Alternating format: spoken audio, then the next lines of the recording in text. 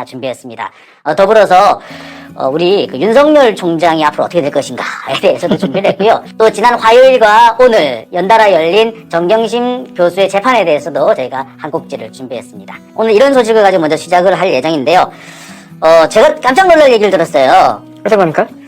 김태현 기자 군대 안 갔다며? 저 공익근무 했습니다. 여러분 믿어지십니까? 저 이 팔뚝으로 군대를 안 갔대요. 너 신의 아들이니? 저 난시가 있다고.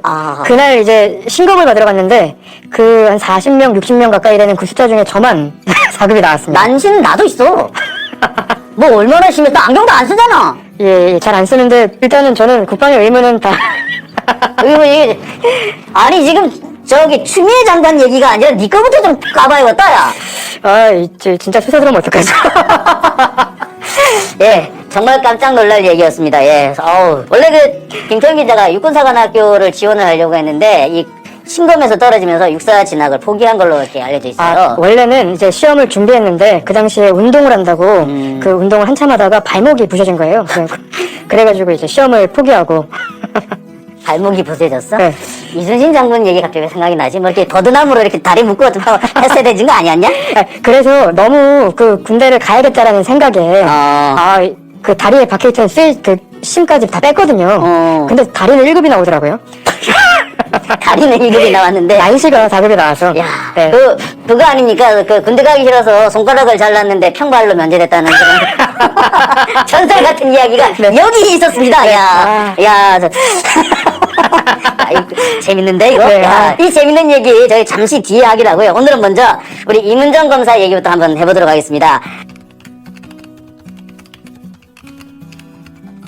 오늘 정말 깜짝 놀랄 소식이 하나 전해졌습니다. 제가 딱 퇴근을 할 무렵쯤인데 갑자기 법무부에서 보도자료가 한 건이 도착을 했어요. 네, 원포인트 인사입니다. 그 황금어장을 찾아 나선 검사의 이야기였죠. 예, 임은정 울산지검 부장검사가 대검 감찰정책연구관, 쉽게 말해서 대검 감찰부로 발령이 났습니다. 다른 사람 말고 딱 임은정 검사만 발령이 났어요. 처음에 보자마자 이거 가짜뉴스인 것 같은데. 네, 가짜뉴스인 줄 알았어 나도. 그래서 여기저기 전화를 해봤는데 맞다는 거예요. 깜짝 놀랐습니다. 근데 저희만 놀란 게 아니고요. 언론들이 다 깜짝 놀랐던 것 같습니다. 그래서 보니까 보도가 정말 대단하더라고요. 오늘 그 각종 언론에서 보도한 내용입니다. 여기 김태현 기자가 쓴 기사도 있고요. 그 다음에 또 다른 기사, 그 다음에 이제 노컷 뉴스 기사도 있는데 이뿐만 아니고요. 오늘 오후에 그 메인 기사는 바로 이 임은정 검사가 사회면을 다 장식을 했습니다. 이 검찰 개혁을 바라는 입장에서는 너무나도 환영하는 인사였을 텐데 사실 윤석열 총장 입장에서는 좀 그랬겠어요. 그렇죠. 이거 윤석열 총장이나 뭐 한동훈 검사 같은 경우에는 지금 임은정 검사가 고발을 하겠다라고 벼르고 있었기 때문에 사실은 너무 턱 밑까지 지금 숨이 막혀올 거로 보입니다. 네, 바로 턱 밑에다가 바로 이제 임은정 검사를 탁 갖다 놓은 건데 임은정 검사가 그동안 얘기를 많이 했었잖아요. 그 검찰은 황금어장이다. 그렇죠. 공수처만 생기면 뭐 끝장이다라고 했고 임은정 검사 스스로가 고소장 그 위조 검사라든지 그 성폭행 검사 이에 대해서 고소 고발을 냈을 뿐만 아니라 그들을 봐준 검찰 수뇌부로 고발한 그런 일도 있었잖아요. 그렇죠. 그리고 1월 달에는 자기가 직접 감찰 업무를 하고 싶다고 지원을 했다고 한 적이 있었고요. 네. 그리고 공수처가 생기더라도 검찰 내부에서 내부를 다 폭로하고 드러내겠다라는 포부를 밝히기도 했습니다. 뭐 사실 그동안 많은 사람들이 임은정 제 말이야 정치하려고 저래 그랬는데 끝까지 검찰을 떠나지 않고 계속해서 남아가지고 검찰 내부 문제를 폭로하고 있었습니다. 실제로 손가락질했던 분들은 다 정치권으로 가셨죠. 예. 오히려 임은정 검사 보고 정치하려고 한다는 사람들 다 정치하더라. 그렇죠. 그 유상범 검사장 나 대표적인 분으로 알거든요. 그리고 와 진짜 우와 씨 그 말고도 뭐 정치하겠다는 정치 안 할 것처럼 얘기하던 사람이 다 정치하더라고 검사들도. 근데 막상 맨날 그 정치할 거라고 손가락질 받던 그 임은정 검사는 딱 여전히 검찰을 지키고 있잖아요. 특히 여성 1호 검사장이라고 하는 조희진 검사장님 같은 경우만 해도 임은정 검사는 이제 정치 욕심이 있다고 그런 얘기를 했었다고요. 근데 조희진 검사장이 지난번에 그 총선 때 그 자유한국당 그 공천위원을 맡기로 했잖아요. 사실 이렇게 정치에 완전히 뛰어들었다라고 말하기는 곤란하지만 그래도 정치에 발을 담근 셈이란 말이야. 그렇게 따지자면 사실 임은정 검사야말로 여전히 계속 검찰을 지키고 있는 사람이라고 봐야겠죠. 그리고 임은정 검사 같은 경우에는 제가 기억에 남는 게 도가니 검사로 유명하시잖아요. 그렇죠. 근데 또 이게 제가 군생활 얘기를 이따가 하겠지만 그 도가니와 관련한 이슈가 제가 또 있었어서 또 기억이 좀 많이 남았습니다. 예. 또 이게 우리 김태현 기자가 이거 봉사하는 곳이었죠? 뭐 네. 아마 그게 그 사회복지시설에서 네네. 근무한 공익근무요원이었는데 이 등치로 이렇게 많은 일을 했던 모양입니다. 그래서 도가니와 관련된 얘기도 있는 걸로 이 얘기는 제가 다음번에 군대 얘기를 대놓고 할 수 있을 때 한번 들어보도록 하겠습니다. 여하튼 이렇게 임은정 검사가 대검으로 턱 발령을 받으면서 X된 사람이 있죠. 네, 윤석열 검찰총장이죠. 네, 바로 이분이십니다. 그러니까 완벽하게 꽃됐다. 식물총장이 됐다. 네, 새 됐다라고 해야 되는데 꽃이 됐다. 꽃이 됐다. 식물총장, 예, 예. 꽃됐다. 예. 자, 바로 이어서 우리가 우리 윤석열 총장 얘기 계속 한번 해보죠. 네. 자, 이 윤석열 검찰총장이라고 하면은 사실 그동안 아주 강한 어조로 문재인 정부를 공격을 했던 바로 그런 사람이었는데 요즘 조용하잖아요? 예, 원래 강골 검사로 좀 유명했었잖아요. 예, 그래서 강골. 예, 사안마다 자신의 의견이 있으면 강하게 부딪혔던 걸로 기억을 하는데 공식 속상에서 안 보인 지가 꽤 오래됐습니다. 네, 뭐 대신에 뭐 집현전 만든다는 소리가 들리던데 그 집현전은 뭐 어떻게 돼갑니까? 공부를 오래 하셨는데 집현전을 또 만드시네요. 예, 뭐 이번에는 뭐 10수, 네. 11수 하시려고 그러시는지 네, 그래서 집현전 만든다고. 저 예. 검찰 개혁과 관련해서 향후에 이제 공판 검사, 공판 체제를 공판 체제에서 이겨야 되는 이기는 그 수사를 하기 위해 공판을 하기 위해 그런 싱크탱크를 만든다는 얘기가 나오고 있습니다. 네, 이게 보기에 따라 상당히 좀 안 좋게 볼 수도 있는 그쵸. 부분이 있었어요. 왜냐면은 이게 대검에 있는 그 부장 검사들, 네. 검사장들, 대검에 있는 참모부 검사장들을 다 제끼고 패싱하고 네. 그 밑에 있는 과장급, 그다음에 이제 부장급. 일반 부부장급 네. 이 평검사들을 끌어모아서 연구 모임을 만들었다는 건데 이게 보기에 따라서는 상당히 안 좋게 보일 수 있어요. 자기 친위 부대를 만든 거 아니에요, 결국에. 그렇습니다. 그래서 그런 지적을 많이 받고 있는데 뿐만 아니라 일선 지방검찰청에 대해서는 검사장 거치지 말고 부장검사들이 바로 나한테 직보해라 뭐 이렇게 얘기를 했다잖아요. 네, 그 되게 좀 뭐랄까 추미애 장관과 직접적으로 부딪혀보겠다, 검찰개혁에 저항하겠다 이런 의지를 또 읽히는데 이게 보면은 검찰이라는 곳이 그 사람의 말과 행동을 가지고 이제 기소를 하고 그런 이제 어떤 혐의들을 만들어내는 곳이잖아요. 뭐 직접적으로 혐의가 있을 땐 그거를 기소를 하면 되지만 이번에 조국 전 장관 사태나 추미애 장관 사태를 보면 말과 행동으로 만들어가는 것처럼 보이는데 그렇죠. 만들 수도 있다는. 예. 예. 근데 이 집현전이라는 단어를 사용한 게 사실은 너무 정치적인 목적이 있는 게 아닌가라는 생각이 들더라고요. 사실 집현전이라는 게 그 네. 말이 좋아서 그게 이제 학자들의 모임이었지. 사실 세종대왕도 자신의 친위 부대를 양성하기 그렇죠. 위해서 한 거였거든요. 그래서 그 집현전을 좀 찾아보니까 국왕이 바른 정치를 할 수 있게 하는 업무와 그리고 세자를 교육하는 업무가 주된 업무라고 하더라고요. 그럼 세자를 정했어, 지가? 그런 게 아닐까. 자, 이렇게 보자면은 지금 윤석열 총장이 조용히 있지만 뭔가 일을 꾸미고 있는 게 아니냐라는 의심을 해볼 수밖에 그렇죠. 없을 것 같아요. 네. 그와 관련해서 또 나오는 얘기가 이 추미애 장관에 대한 현재 야당 측의 공격, 그 배경에 윤석열 총장이다. 뭐 이런 얘기들도 있습니다. 네, 오늘 이제 저희가 방송을 시작하기 바로 전에 그 김도우 의원이 기자회견을 했습니다. 이게 보면은 이제 면담 일치와 관련한 문서들이 있는데 네, 추미애 장관의 아들 네. 휴가와 관련된 면담 일치죠. 근데 이게 이제 여당 법사위원들 사이에서 돌았고 추미애 장관이 이걸 바탕으로 대응 문건을 만들었다라는 주장을 했어요. 근데 이 문건과 관련해서 최초 보도를 찾아보니 조선일보에 이런 말이 써 있더라고요. 김도우 의원실에 제보한 자료에 따르면 그럼 김도우 의원이 자기가 돌렸다는 얘기 아니야? 그렇습니다. 조선일보가 그렇게 보도를 한 거고. 네. 예, 그런데 남한테 뒤집어 씌운 거네요. 예, 그렇습니다. 그래서 현장에 있는 기자들이 그러면 조선일보 기사가 잘못된 거냐라고 얘기했더니 이분들은 그 의원실에서 기사가 잘못된 거다라고 얘기를 했는데 근데 기사는 안 바뀌고 있습니다. 참 재밌네요. 네. 네, 이제 이렇게 보면은 지금 현재 진행되고 있는 추미애 장관에 대한 공세, 이 배경에 뭔가 정치적인 함의가 있다. 네. 그래서 과연 윤석열 총장이 무관하겠느냐라는 의심을 할 수밖에 없는데 그런 면에서 또 해석해 보자면은 추미애 장관이 이 임은정 검사를 윤석열 총장 턱 밑에다 딱 갖다 놨다는 거는 자 이거죠. 윤석열이 장군, 그러니까 멍군 한 거다.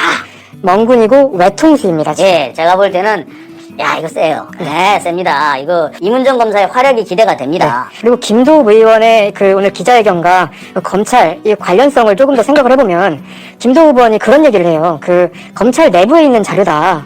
그러면 자기도 검찰 내부에 있는 자료를 봤다는 얘기 아닌가요? 이게 왜 검찰이 내부 자료? 이거 국방부 자료지. 국방부 자료인데 검찰이 확보한 자료다라고 얘기를 합니다. 오, 그래요? 예. 그럼 검찰 중에 누가 넘겨줬네? 예. 근데 검찰이 확보한 자료인데 자기는 검찰이 확보한 자료라는 걸 알고 있습니다. 어떻게 알아요? 저도 궁금합니다. 그러면은 검찰들 중에 누가 뒷구멍을 빼줬다는 얘기 아니야? 이게 그렇게 누구야, 씨! 그래서 추미애 장관이 이때를 맞춰가지고 야, 더 이상 안 되겠다. 라고 해서 이문정을 거기다 딱 갖다 배치한 거네요. 네. 야, 앞으로 더 흥미진진해집니다. 그러니까 지금 뭐 어떤 분들은 윤석열 총장 조용하지 않느냐라고 하는데 아니에요. 이 사람은 계속 뒤에서 이렇게 암수를 놓고 있는 겁니다. 그리고 그 암수를 놓고 있는 거에 추미애 장관이 정석으로 대응을 했다라고 그렇죠. 볼 수 있을 것 같아요. 하여튼 흥미진진한데 이 시간 조금 더 우리 지켜보도록 하겠습니다. 메인이라고 할 수 있는 소식을 준비했습니다. 추미애 장관 아들과 관련된 여러 가지 논란에 대해서 제가 준비를 해봤습니다. 제가 이 얘기를 하려고요. 사실 나 이 얘기 안 하려고 그랬어. 남들 보면은 내가 말이야 뭐 자랑하는 것 같잖아. 김태현 앞에서 말이야. 자랑하시는 거 아닌가요? 공익 앞에서 내가 말이야 자랑하는 것 같잖아. 예? 네. 하여튼간에 이 군대 얘기는 장용진 앞에서 하는 거 아니에요. 왜? 참.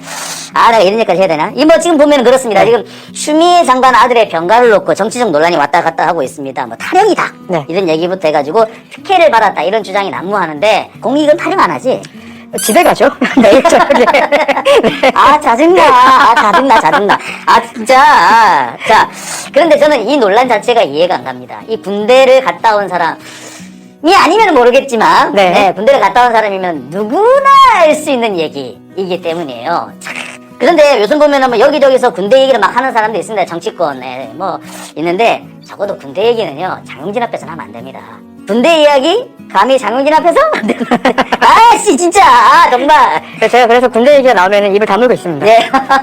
어제도 뭐 프로에 가가지고 혼자만 왕따 당하는 분위기였다고. 장난 아니었어요? 네. 박지훈 변호사가 그렇게 날고 기었다며.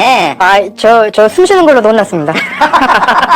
예, 박지훈 변호사가 보기는 또 저 그렇게 수더분하게 생겼어도 그 양반이 예비역 소령이에요. 예비역 소령의 군 법무관 출신이죠. 그래서 네. 군 생활을 이렇게 오래 했어요. 10년 정도 했어요. 그래서 할 말이 많아. 이게 조금 이따 제가 그 부분에 대해서 자세히 설명을 드릴 텐데요. 저 역시 이 군대에 대해서 참 할 말이 많습니다. 병사에서 장교까지 그리고 예비역 대위까지 제가 됐는데 현역으로 4년, 동원 예비역으로는 제가 15년을 근무했습니다. 동원 예비군 15년이니까 다들 깜짝 놀라실 것 같은데 엄청 오래 하셨는데?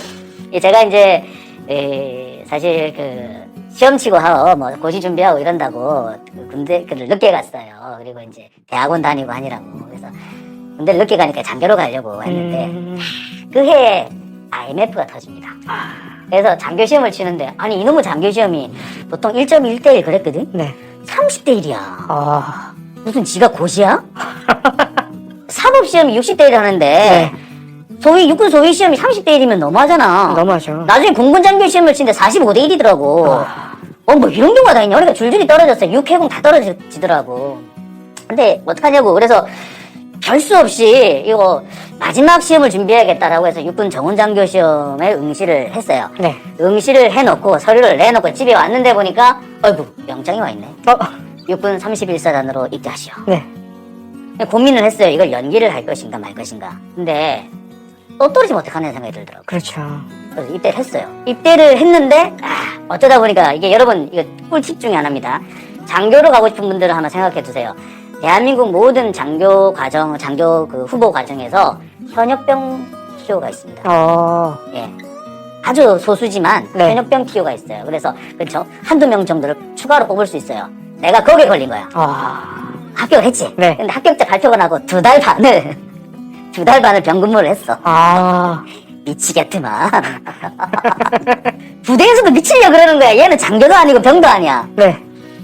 참 그 애매모호한 상황이 있었어요. 여하튼 간에 그러다 보니까 총 4년을 현역으로 근무하게 됐습니다. 그리고 전역하고 난 다음에 내가 군대를 4년씩이나 있었는데 중2로 끝나는 건 너무 억울하겠더라고.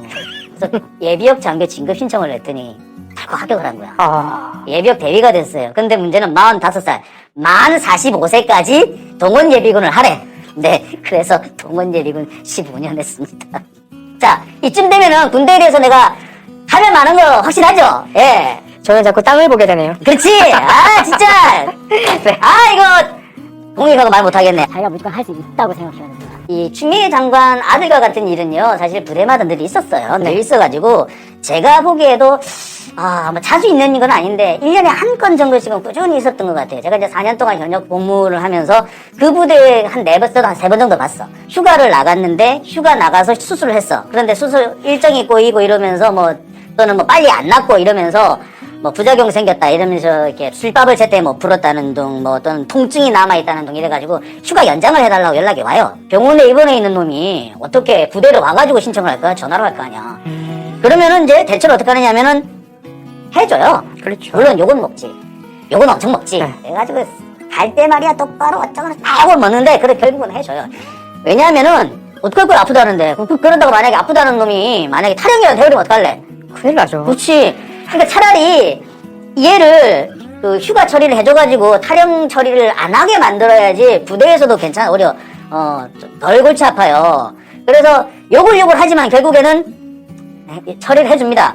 이런 일이 자주 있는 일은 아닌데 종종 왕왕 가끔씩 있고 네. 가끔씩 있고 이게 칭찬받을 일은 아닌데 안 되는 일도 아니에요. 근데 이게 사실 이번에는 인터뷰하기가 너무 편했던 게 물어보는 놈들마다 말이 그냥 30분씩 그냥 편하게 나오는 거예요.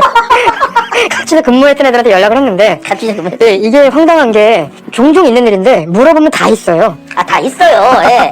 부대마다 다 있고요. 다 항상 있고 더군다나 카투샤는 한국군에 비해서는 휴가 부분이 훨씬 더 좀 여유가 있어요. 그쵸. 좀 느슨한 부분이 있어요. 그러니까 카투샤가 훈련이 좀 약하지는 않아요. 그쵸. 그런데 이런 적어도 과외 시간, 일과외 시간, 주말 시간, 휴가 이런 부분에 대해서는 한국군보다 훨씬 좀 편하죠. 그런 면에서 편하죠. 그래서 인터뷰할 때 사실은 어떤 얘기들을 들었었냐면 그 당시 2014년 15년도에 그런 사람들이 많았는데 만약에 잡으려면 다 잡을 수 있다고 근데 문제를 안 삼으려면 아무도 문제가 안 될 수 있다. 네. 그 당시 행정은 그랬다라고 설명을 해주더라고요. 그렇죠. 맞아요. 정확하게 얘기를 했어. 네. 자, 그런데 지금 야당 쪽에서는 계속해서 이게 규정 위반이다 어쩌다 막 해요. 그래서 우리가 지금 우리 김태현 기자가 며칠 전에 팩트 체크하는 거 어제 썼죠. 어제 썼구나. 근데 쓰자마자 연합뉴스에서 바로 반박하는 팩트 체크가 올라오더라고. 그제 팩트체크 기사 쓰고 연합에서 바로 올라오고 저희가 한 번 더 썼죠. 어제. 그래 어제 한 번 더 썼지. 네. 그게 뭐냐면 그렇습니다. 바로 이 기사인데요. 맨 처음에 한국군의 휴가 규정을 어겼다라고 이렇게 주장이 나오는데 그래서 이제 추미애 장관 측에서 반박을 하죠. 아니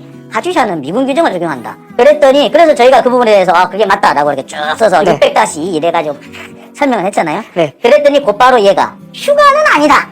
휴가는 미군 규정이 적용된다. 라는 식으로 했어요. 좀 자세히 한번 보시겠습니다. 주한미군 규정은 카투사 휴가의 운영을 한국군 소관상으로 명시하고 있다. 주한미군 규정의 휴가, 외출 및 공휴일 항목은 주한미 육군에 근무하는 한국 육군 요원에 대한 휴가 방침 및 절차는 한국 육군 참모총장의 책임 사항이며 한국군 지원관리단장이 관리한다라고 규정하고 있다. 자, 그러면서 뭐라고 되냐면은 휴가의 경우 대한민국 육군의 규정을 적용한다. 그러면서 밑에다가 뭐라 했냐? 미군 규정상으로는 문제가 없지만 한국군 규정으로는 위반의 소지가 있다. 라고 얘기를 했어요. 자, 그게 사실인지 한번 살펴보겠습니다. 사실 이게 뭐냐면요. 이거는 이 규정이 왜 나왔는지만 살펴보면은 알 수 있어요. 이게 바로 그 문제의 600-2 주한미 육군 규정입니다. 대한민국 내에 주둔하는 하고 카투사의 지원을 받는 주한미 육군에 적용된다.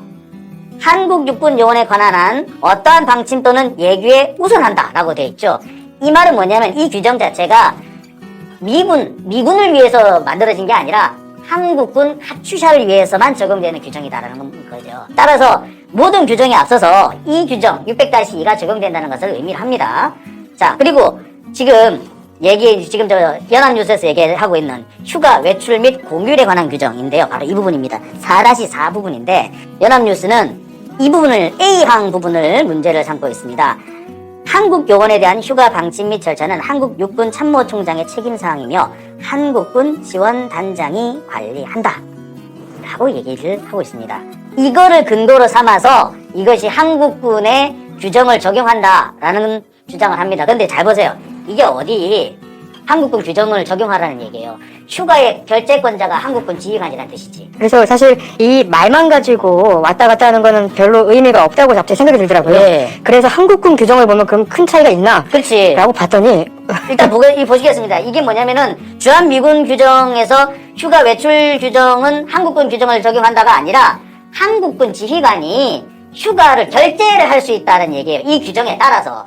이 보세요. 만약에 이 한국군 규정에 따라서 휴가 외출을 정해라 하면은 이게 정기 휴가니 뭐 육군 복무 규정이나 뭐 이런 얘기 쭉 나올 이유 상세한 규정이 필요가 없잖아요. 그렇죠. 근데 상세한 규정이 있다라는 건 뭐냐면 한국군 규정을 적용하라는 게 아니라 한국군 지휘관이 휴가를 결제할 수 있다 이 말이죠. 한국군 규정으로는 그러면 그러면 큰 문제가 되느냐? 자, 저희가 한번 확인해 봤습니다. 진짜 열심히 공부했습니다. 네, 정말 열심히 공부했습니다. 한국군 규정으로도 하나 문제될 게 없어요. 먼저 군인의 지위 및 복무에 관한 기본법 시행령 보면은 이런 얘기가 있습니다. 본인이 부상 또는 질병으로 요양이 필요하거나 직계가족의 부상 또는 질병 등으로 본인이 간호를 하여야 할 때 30일 이내에 휴가를 사용할 수 있다. 네, 그 다음에 현역병 등의 건강보험 요양에 관한 훈령, 이건 국방부 훈령이에요. 이 제6조에는 또 이런 내용도 있어요.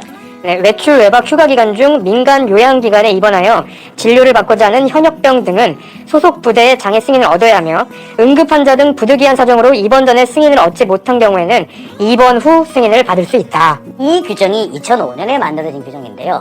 이 외에도 응급환자, 치료를 해야 되는 응급한 환자가 생겼다든지 밖에 나갔는데 치료 기간이 좀 뭐 일정이 지연되면서 빨리 제때 복귀를 못하는 상황이 생겼을 때는 지휘관이 알아서 판단을 해가지고 허용을 해도 좋다라는 내용이 이미 지금 규정이 돼 있어요. 그렇습니다. 예.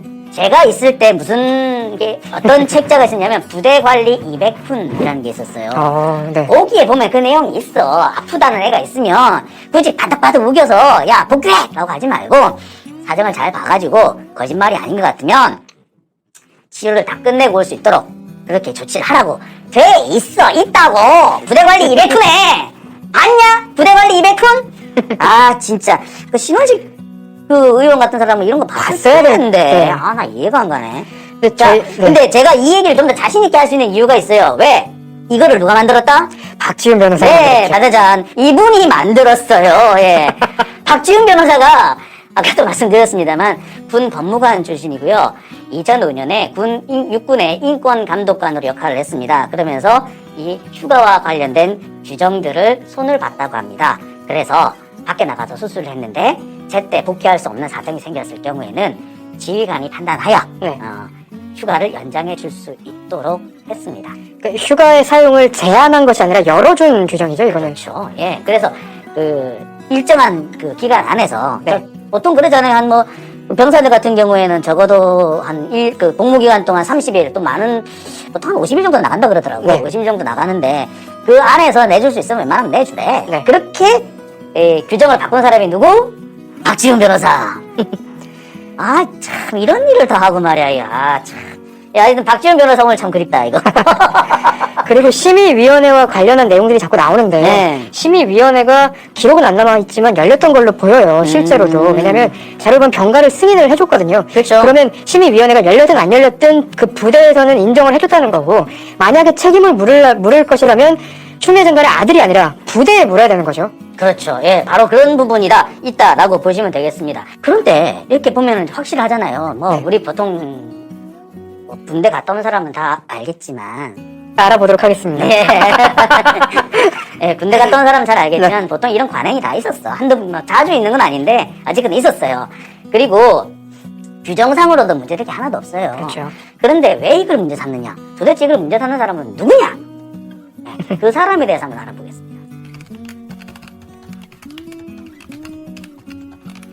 추미애 장관 아들과 관련해서 지금 아닌 폭로를 진행하고 있는 사람이 신원식 의원이죠. 자, 신원식 의원은 6437기입니다.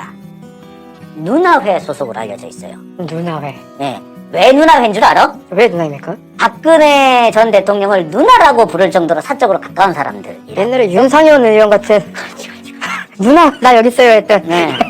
그뿐만 아니라 네. 유신 6중대 6437기 내에 조직으로 알려져 있는 유신 6중대 소속으로 알려져 있어요. 이 유신 6중대가 모두 지금까지 한 18명 정도 조직원이 확인이 됐다고 그래요. 네. 육군 제3사단장, 특전사령관, 작전본부장, 정보본부장을 영입한 사람입니다. 한마디로 해서 박근혜 정권 때 되게 잘 나갔어. 그래가지고 왜 잘 나갔느냐? 박지만 때문이지. 박지만하고 되게 친했대거든요. 한번 보시겠어요? 이분은 제가 기억이 잘 납니다. 네. 이재수 이분은 맞아요. 계엄문건 만들었던 예. 그분이잖아요. 바로 기무사령관입니다. 네. 그런데 이분들이 원래 진급될 때가 아닌데 갑자기 확 진급된 거예요. 당시 그 보도는 뭐냐면은 그 당시 갑자기 박지만의 동기들이 이 선배들을 밀어내고 진급하게 된 그 과정에 대해서 쫙 늘어놓고 있는 겁니다. 자, 이 정도로 박근혜 전 대통령의 아주 엄청난 신임을 받았어요. 네. 이 사람은 이 신원식 그 중장 같은 경우에는 그동안에 그 엄청난 활동을 했더라고. 그렇죠. 이게 박근혜 전 대통령의 아주 제일 측근 중에 측근, 박근혜 전 대통령을 누나라고 부르니까 엄청나게 극우 활동을 많이 했어요. 자, 보시겠습니다. 예.